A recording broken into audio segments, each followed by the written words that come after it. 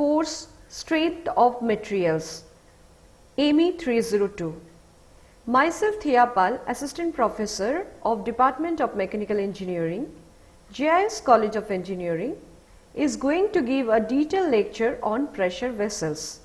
Well, this is probably the second lecture for pressure vessels, and as I have already told that if we come across the entire engineering world, then you have seen that there are some cylindrical shape container or spherical shape cylinder like tank, boiler, then you can think about the compressed air receiver. So all these type of things basically contain some sort of fluid or compressed air inside it. So if it is an empty condition, then the atmospheric pressure, or you can say the wall of that particular cylinder or the pressure vessels, which can be cylindrical in shape or it can be in spherical in shape, they basically they basically feel some sort of pressure internally also, externally also. If the vessel is empty, then when they face the internal pressure as well as the external pressure, in that particular condition the resultant pressure is always zero. But if there is some sort of fluid or steam or compressed air inside that particular vessels, it can be in cylindrical shape also, it can be in spherical shape also, and if they get some internal pressure inside it, then the pressure that they feel or they get, basically they are in tensile in nature.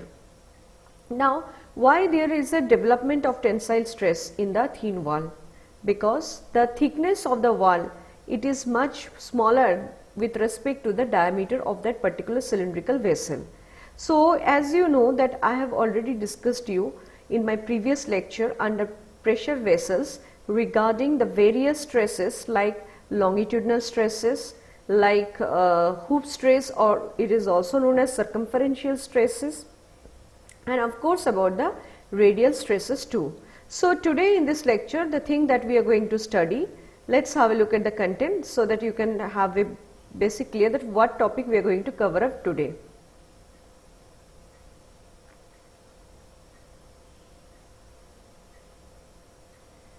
So already I have told in my previous lecture, I have already discussed about the stresses that is involved in the thin cylindrical cell, and I have also discussed about the analysis of thin cylindrical cell with closed flat end, and today as well as I have also told you about the hoop stresses or circumferential stresses too. And today in this particular lecture, I am going to discuss about the strain that has been involved in cylindrical cell as well as the strain that has been involved in sphere. So without any further delay, let's move to the next slide. So here you can see that we are going to discuss about the strains in cylindrical cell. So first we are talking about the hoop strain. Now strain, so far we know what is the definition of strain. As you know, it is basically denoted by this small e, and in case of the strain it is always told that strain is none other than change in length by its original length. Okay. So if you look at this hoop strain, basically this is the major principal strain, and in a hoop strain you are able to see a figure that is a cylindrical figure, and you can see there has been projection has been taken here, and this is sigma L, that is the longitudinal stress, and this is sigma H, this is sigma L, this is the longitudinal stress, and this is sigma H, this is your hoop stress. Now as I have already told you in my previous lecture, that is modulus of elasticity. Modulus of elasticity, it is known as stress by strain. So this small f, it is determined to tell you about the stress. It can be also represented by sigma, and this is small e, that is representing the strain. So from there you can also write, that is strain is equal to what is the strain is equal to F by E. F by E. So here the same thing has been written. Here also same thing has been written. Strain has been represented here. This is longitudinal strain, this is circumferential strain or hoop strain. So you can see it has been written as hoop strain can be written as stress, hoop stress by your modulus of elasticity, or minus that has been represented by mu into sigma L, that is the longitudinal stress by modulus of elasticity. So here you can see it can be also written as P into D, because you know the formula for hoop stress. I have already told you hoop stress formula is PD by 2T.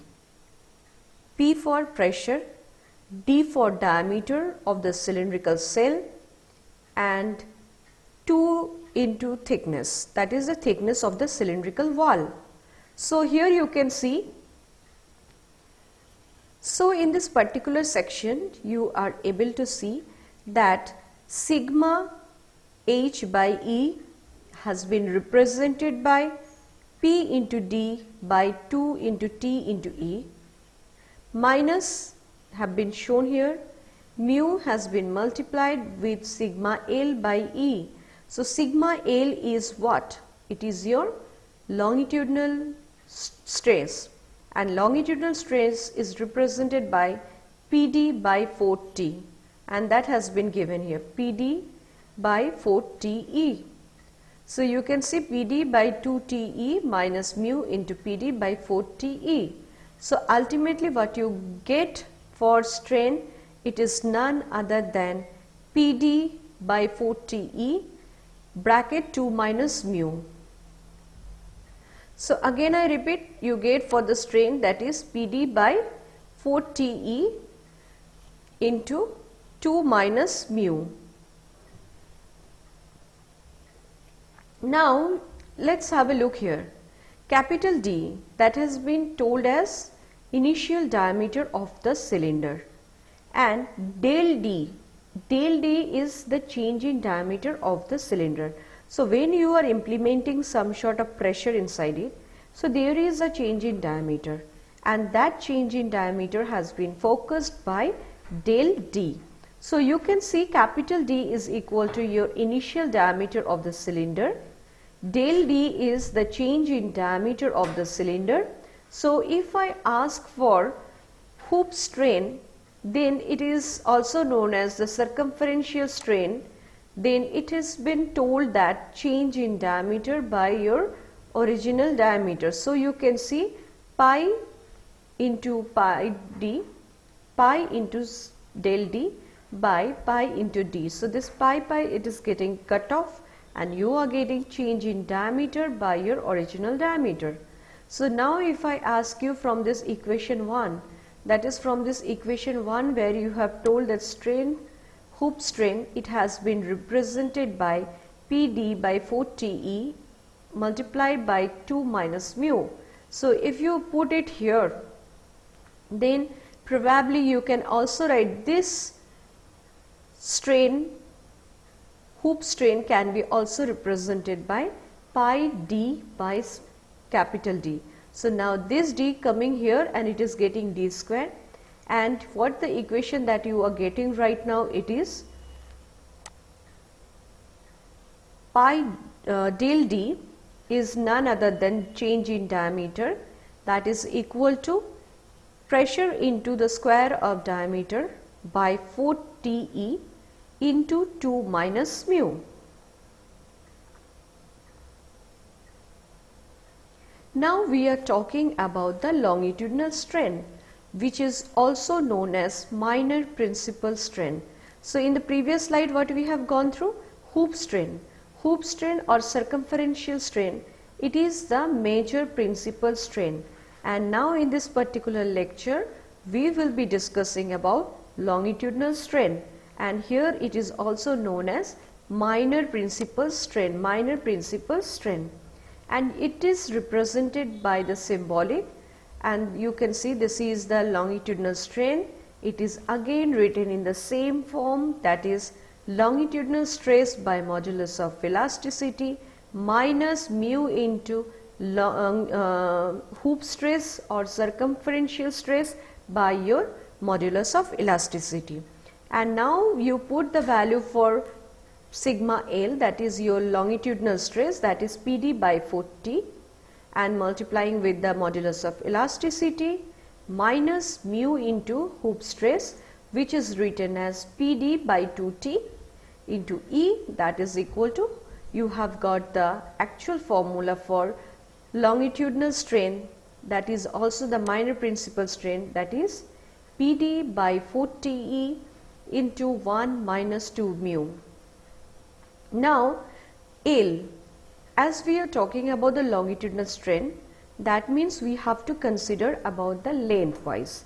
So initially we are considering the length of the cylinder as L, and del L is none other than change in length of that particular cylinder. So you know that what is the formula for strain, that is change in length by your original length. So change in length by your original length, it has been given here, and this particular formula, if you put the value for the strain, longitudinal strain, that is the PD by 4TE in bracket 1 minus 2 mu, then you can see exactly what you get is that PD by 4TE into 1 minus 2 mu is represented by del L by L. Now del L is the change in length. So finally when you get the formula for change in length, that is none other than PdL by 4TE into 1 minus 2 mu.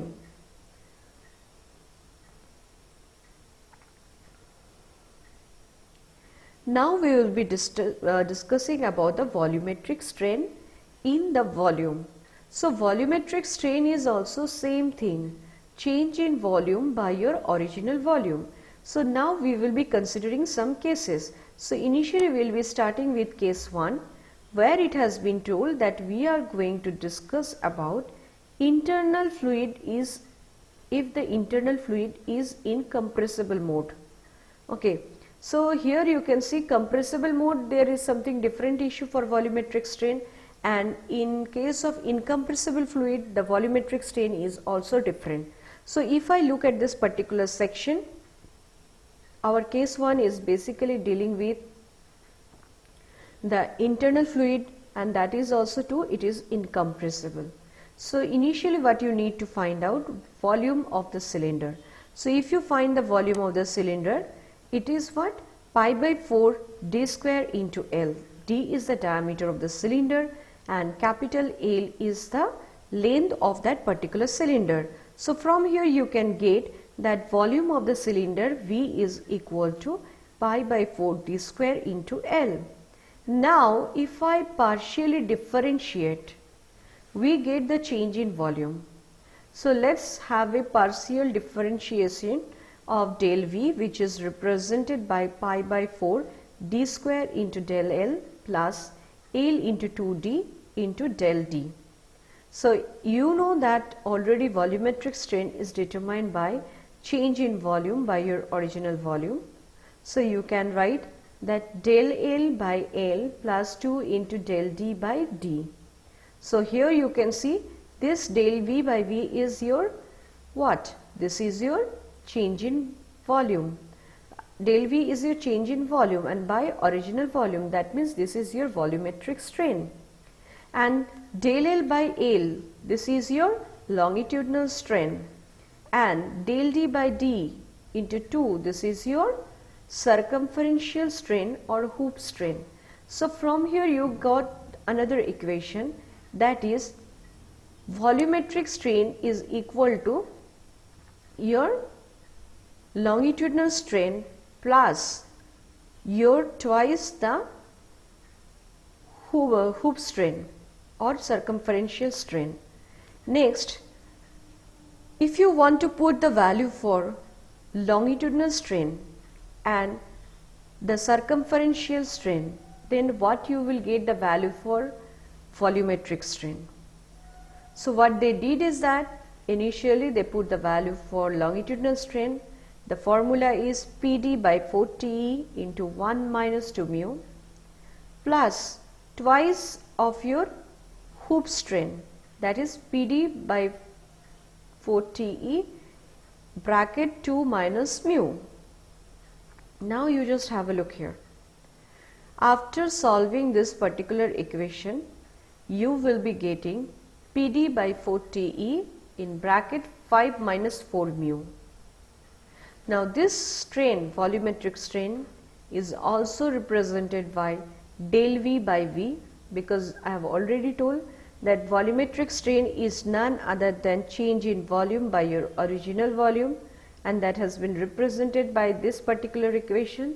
So after solving, what you get is that your change in volume is none other than P into pi d cube into L by 16 TE bracket 5 minus 4 mu. So this is the final formula that you have to remember. That is the change in volume for volumetric strain if it is considered that the fluid is incompressible. Now we are coming to the next point, that is the case 2. Again the same thing we will be discussing, but here the concept is little bit different. That is, we are discussing about the volumetric strain in a cylinder, but here we are considering the internal fluid which is compressible in nature. So one thing you have to keep in mind, that is the volumetric strain is given above to represent the change in the capacity of the cylinder relative to the initial capacity, and which is only due to the elastic expansion of diameter and longitudinal cylinder. And if the fluid is also compressible, then there is a change in capacity of the cylinder which will be due to the increase in volume due to elastic expansion of material, or it can be decrease in volume due to compressible of fluid. So first of all, it can be due to increase in volume due to elastic expansion of material, and second, it is due to decrease in volume in a fluid due to compression of the fluid. So let's have a look for elastic expansion.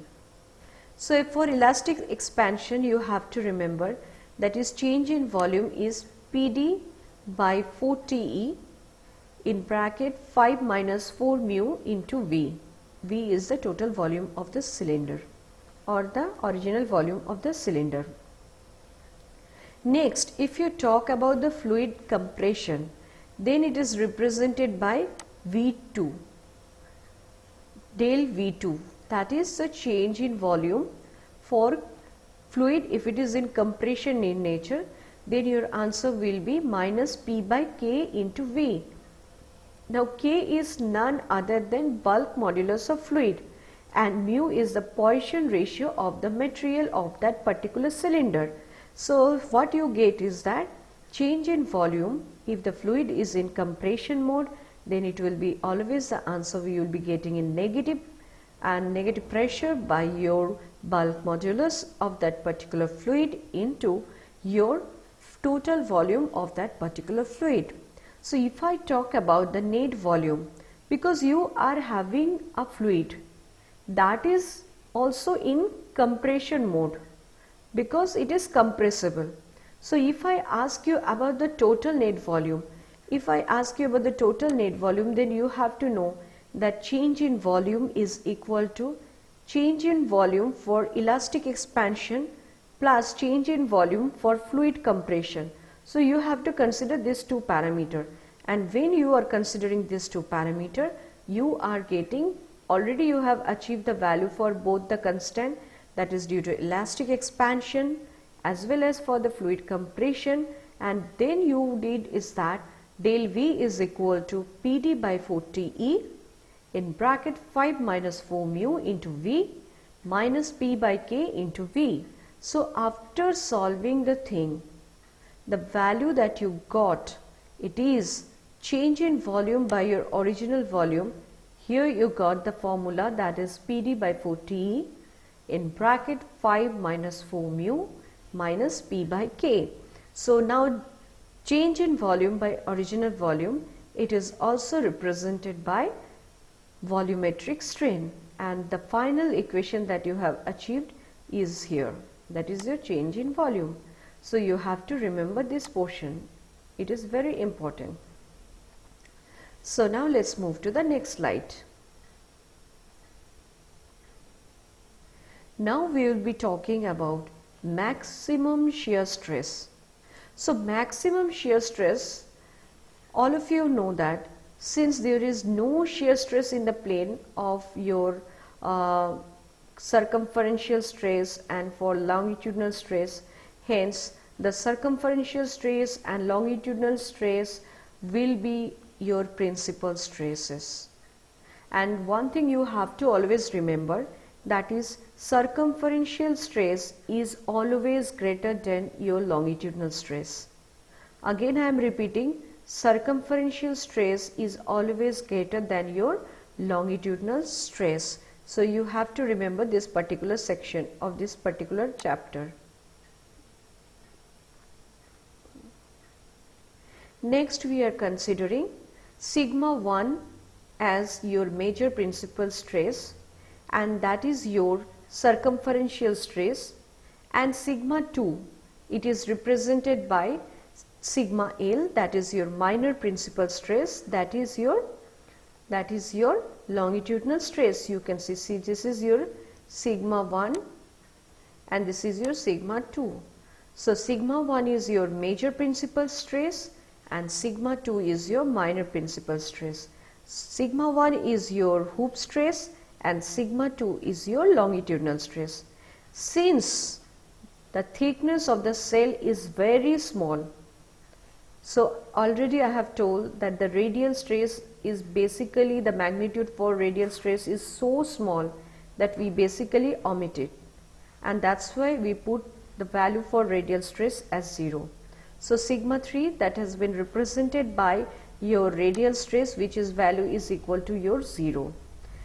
As compared to what? If I talk the radial stress as compared to your longitudinal stress as well as for hoop stress, the value is so less, or the magnitude of that particular radial stress is so less that we have to omit it. We are considering it as 0. So if I talk about the maximum shear stress, okay, now what you can see, this is your longitudinal stress, this is your longitudinal stress, this is your hoop stress and this is your hoop stress, and at an angle of 40 you are just cutting this particular plane. So this is your stress maximum you can obtain, that is tau. Now you are talking about the maximum shear stress. Maximum shear stress, which is represented by tau max, and it is none other than the difference between the two stress by the 2. So sigma 1 minus sigma 2 by 2. So sigma 1 is your major principal stress and sigma 2 is your minor principal stress. So major principal stress minus your minor principal stress by 2 gives you the value for maximum shear stress. And from there, when you are putting the value for longitudinal stress and circumferential stress, you know the value for circumferential stress, that is PD by 2T, and for longitudinal stress you know PD by 4T. By 2 you get ultimately the value for maximum shear stress as PD by 8T. Now this maximum shear stress occur at a plane when it is inclined to 45 degree to the plane with the circumferential stress, and the absolute maximum shear stress occurs at 45 degree from the plane of hoop stress towards the radial stress. So if you want to get the maximum shear stress, then you have to do is that it is maximum absolute one. So you have to do is that you have to deduct the major principal stress minus your radial stress by your 2. So you know that radial stress value is 0. So in that particular condition the value you will get that is PD by 2T minus 0 by 2, that gives you PD by 4T. So you have to remember this portion, that is PD by 4T. But in case of maximum shear stress, you will get PD by 8T. So these two things you have to remember for this particular point. Next we are talking about analysis of thin sphere. So we have already completed the cylinder, we have entered to the sphere, and in this thin sphere you can see when the internal fluid pressure is applied, hoop stress and longitudinal stress both are developed, which are basically tensile in nature. And since the sphere is a symmetrical body, so about both are mutually perpendicular axis. So in this particular case you can write that is your hoop stress is equal to your longitudinal stress, that is equal to your stress that is occurring in the thin sphere. So if I ask you about the bursting force, again I am talking the same thing we are talking. Though for cylinder or for sphere, the main concept is that bursting force is equal to your resulting force in equilibrium condition. So bursting force is what for the sphere is P into pi d square by 4, and resisting force is also sigma into pi into dt. So if I consider that resisting force is equal to your bursting force, then from there what you are getting is that sigma into pi into dt is equal to P into pi d square by 4. So this is the particular formula that you have to remember by equating both the equation. And finally the observation that you get, that is stress is none other than PD by 4T.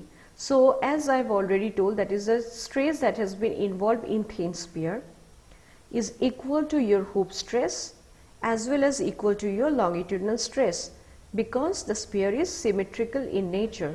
So about both are mutually perpendicular axis they are facing.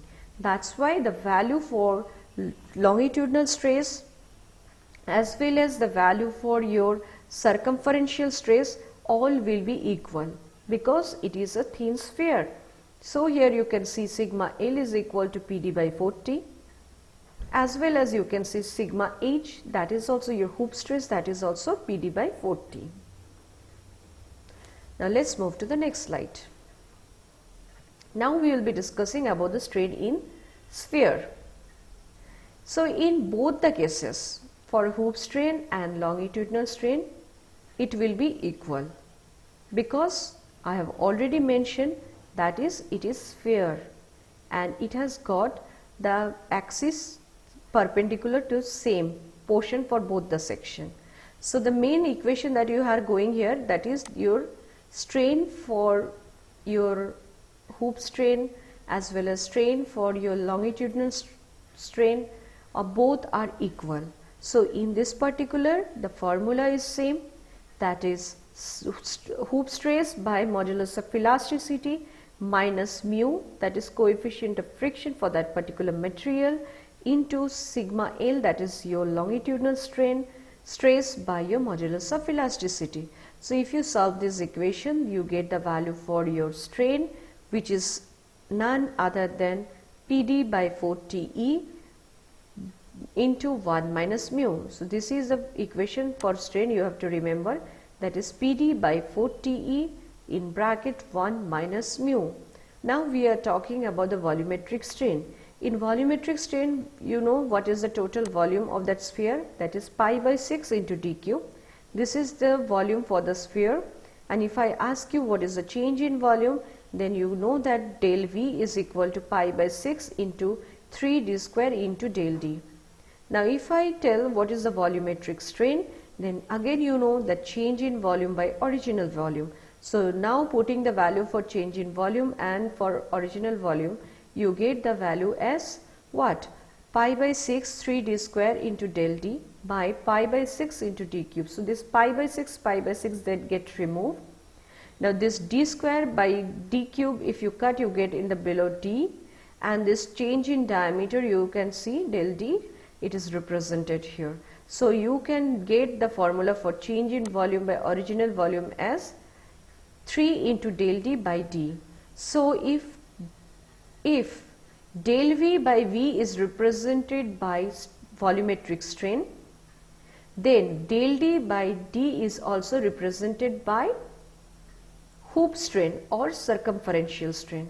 So from there you can come to a conclusion that volumetric strain for sphere is none other than 3 times the volumetric strain of a sphere is none other than 3 times of your hoop strain, and that has been proved here by this particular equation.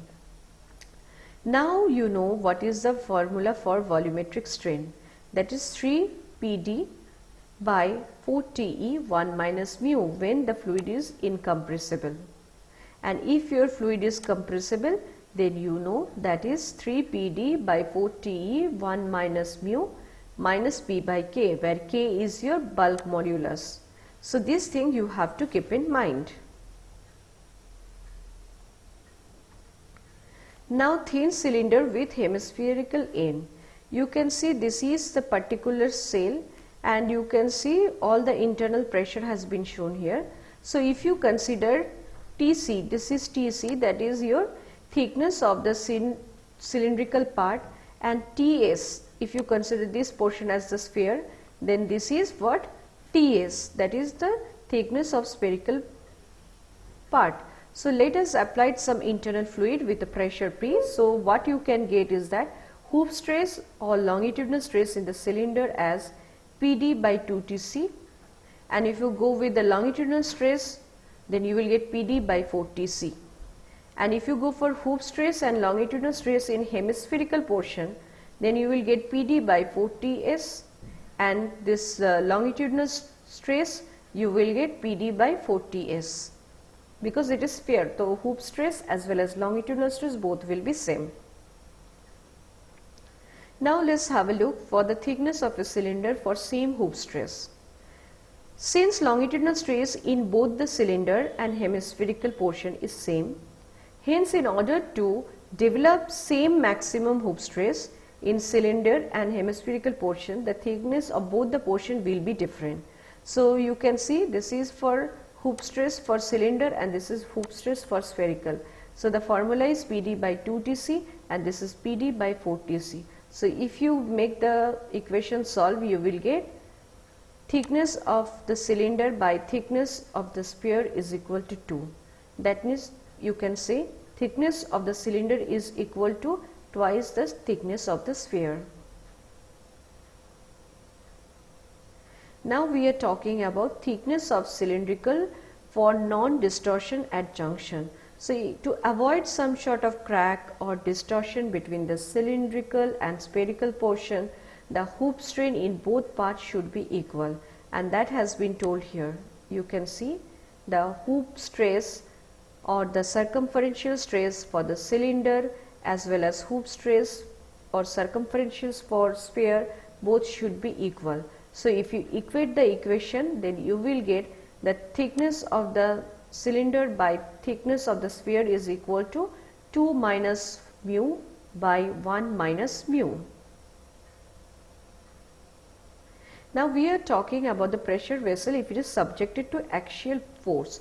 So when the vessel is subjected to axial pull, you can see the circumferential stress is none other than PD by 2T, and this is basically compressive in nature, and here the pressure is always negative pressure is developed or fall in internal fluid pressure below the atmospheric pressure occur. Now if you talk about the longitudinal stress for then you can see that this longitudinal stress can be formed by considering the free body equilibrium of any portion of the cell.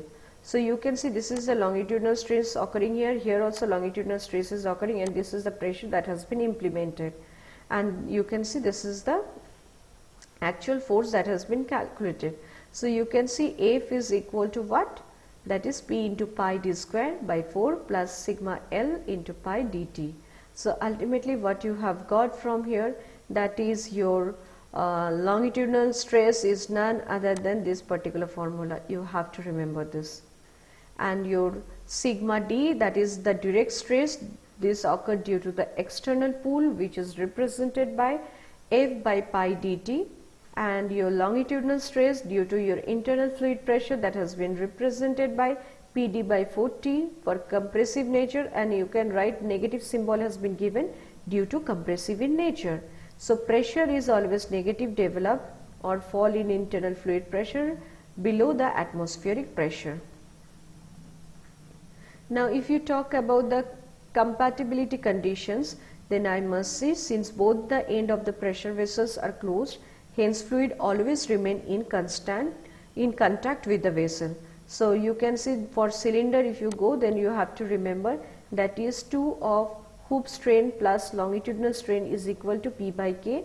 P is here the negative pressure that is developed or fall in internal fluid pressure below the atmospheric pressure, and K is your bulk modulus. And for sphere, you know that this 3 strain is equal to P by K. So these two formula you have to go through it.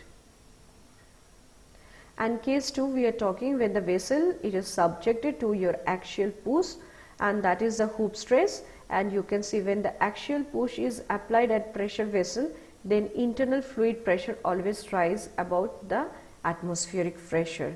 So from here you get that formula, that is your hoop stress that has been represented by, that is F by pi dt minus PD by 4T. So what is the volumetric strain of the vessel? It is equal to volumetric strain of the fluid. So volumetric strain of the vessel by your volumetric strain of the fluid. So you know that twice the hoop strain plus the longitudinal strain is equal to minus P by K, and P by K is always taken as negative because the volumetric strain of the fluid due to axial push, the volume of the fluid always decreases. So here we come to the conclusion of this particular lecture. Hope in this particular lecture you have understood the entire concept of the strain that is occurring for your thin cylinder, as well as we have discussed about the sphere, what is the change in volume that is occurring for the sphere as well as the cylinder. Everything has been covered in this lecture. So please stay connected with me and like my channel. If you have liked the video, then subscribe the channel, like the video, and stay connected for the next lecture. Thank you all of you for watching the video. Thanks a lot.